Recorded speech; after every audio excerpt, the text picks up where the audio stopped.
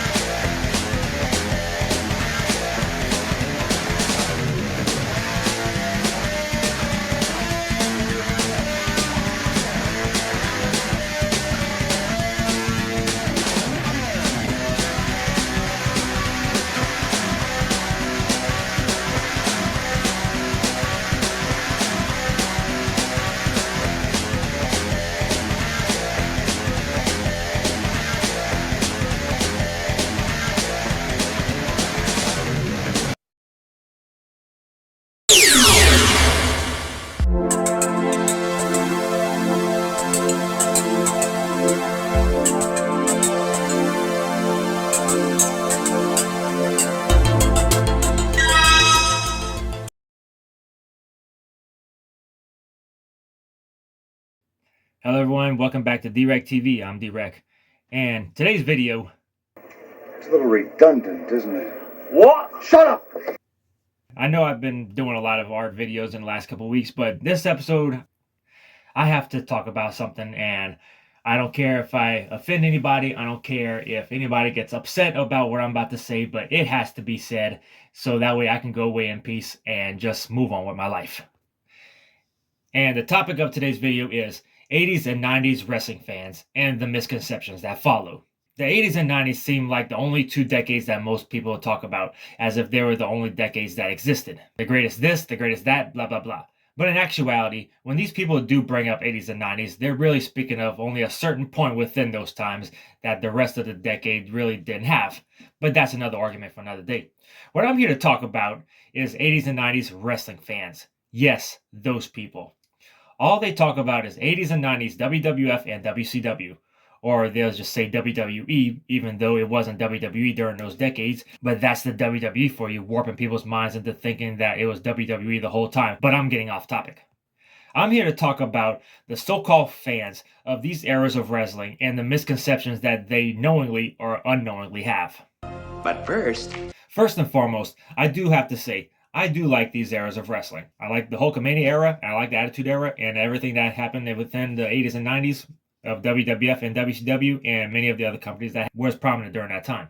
So yes, I do want to stress that yes, I am a fan of those eras. From my standpoint, yes, it was an exciting time. But unlike most of these mind-warped sheep, I don't have them on a pedestal and claim, "These are the greatest eras ever and can never be preceded." As if nothing else can be greater or more exciting before or after. That's where I have a problem. More on that later. Now, I have done further research as to what they talk about when they bring up 80s and 90s wrestling. With that being said, first off, here's where the misconceptions are pointed out. When they say 80s wrestling, they bring up Hulk Hogan, Macho Man, Ultimate Warrior, Ted DiBiase, the Road Warriors, and Mr. Perfect. Now, with that being said, I've done research as to when these guys were prominent. These guys at their height were between the years 1988, 1989, 90, and 91. So when they say 80s, they're really talking about late 80s going into 1990, 1991. Not very 80s. If you look at the 1980s as a whole, from 1980 to 1989, it's a vast difference. Not just with wrestling, but with society and culture as a whole. A majority of the 80s still had carryovers from the late 70s. And there was a lot of mid to late 50s influence as well. All in all, the way the 80s began is not how it ended. As far as that 80s style, those were more prevalent in MTV and borderline 90s, but I'm getting off topic again. Of course! Just remember, when these fans refer to 80s wrestling, they're really just talking about borderline 80s and early 1990-91. Not very 80s as a whole. Next is the one that gets a lot of misconceptions. It's 90s wrestling. When I hear these loose nut derps bring up 90s wrestling, all they talk about is Attitude Era this, Attitude Era that, blah, blah, blah, blah, blah. Stone Cold driving a monster truck, Stone Cold driving a beer truck, driving a Zamboni, beating everyone's ass, stunning everybody, DX doing cross chops, The Undertaker and Mankind, Hell in a Cell match that nobody seems to stop talking about, and The Rock and his catchphrases. And they very vaguely bring up Bret Hart, Shawn Michaels, Razor Ramon, and The Undertaker. And as far as WCW, all they know is the NWO, Sting coming down from the rafters with a bat, Goldberg, Diamond Dallas Page, and maybe a cruiserweight match here and there. That's it. Nothing before, nothing after. Now, with that being said, just like the 80s, I've done some research as to see when these guys were prominent. For this time that people refer to is between the years late 1996 going up to 1999 and very little 2000 and 2001. Again, not very 90s. Much like the 80s, the 90s, if you look at it back on it as a whole, from the year 1990 all the way to 1999, it's a vast difference. Not just with wrestling, but with society and culture as a whole. A majority of the 90s still had carryovers from the late 80s, just amped up with the radness, dude. And a lot of that was prevalent until around, say, mid-90s when things began to shift. But these fans will make it out as if Stone Cold was stunning everybody, beating on Vince McMahon, and flipping off everybody throughout the 90s. They'll even make it out as if the NWO was around the whole decade. Sting was coming down from the rafters and attacking people with a bat every single week. When in actuality, it was just for 2.5 years. And it really makes me wonder, did they really watch the WWF and WCW throughout the 90s? Because if you look at wrestling between the WWF and WCW from the years 1990 and 1996, there was none of that. Stone Cold was stunning Steve Austin in WCW, Sting had different colors every week, and Hulkamania was still dragging on.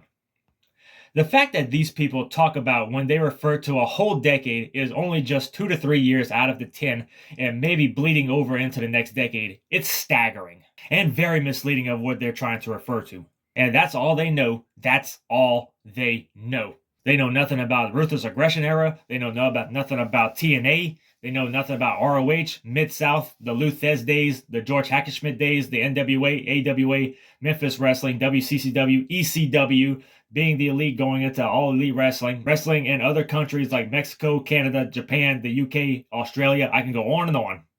All they know is WWE and WCW and whatever history the WWE tells them. And if they do watch current wrestling, it's WWE and WWE only. And they're all going to be saying, WWE sucks now. I wish they would go back to the Attitude Era. It will never be as good as they were in the old days. And they'll constantly post a lot of Hulkamania era and Attitude Era match clips on their news feeds. It's like they know nothing outside of that WWE bubble, that 80s and 90s box. That's all they know within that bubble, that box, that narrow-minded mindset. They're just stuck in that time warp. There's way better promotions to get into and enjoy. And they call themselves wrestling fans. This is what I tend to call surface-level fans. All they know is what they see on television and are oblivious to everything else. If they were real wrestling fans, they would know that there's a whole world of wrestling styles and cultures that make the WWE look like small time. If you're a real wrestling fan, you will do your research on a lot of these promotions and you find ways to watch them. So with all that being said, you can enjoy wrestling all you want, whether it be from the 80s, 90s, 2000s, or even today, from WCW, the WWF, Pro Wrestling 225, TNA, AEW, even companies in Japan, Mexico, the UK, or Canada. Enjoy it, but be specific on what wrestling you're referring to. Come correct in the years and the promotions. You sound like an airhead when you talk about 90s wrestling, but you're really just talking about 1997 mixed with 1998. So next time someone brings up 80s and 90s wrestling, ask them which part. If they can't answer that, they are useless. Dummy! Yeah! So that's all I got for today. What's your favorite time period of pro wrestling? What's your favorite promotion of pro wrestling? Leave comments below. Do you agree with what I said or do you disagree? I welcome the argument. So with all that being said, this is Drek signing out. See you on the flip side.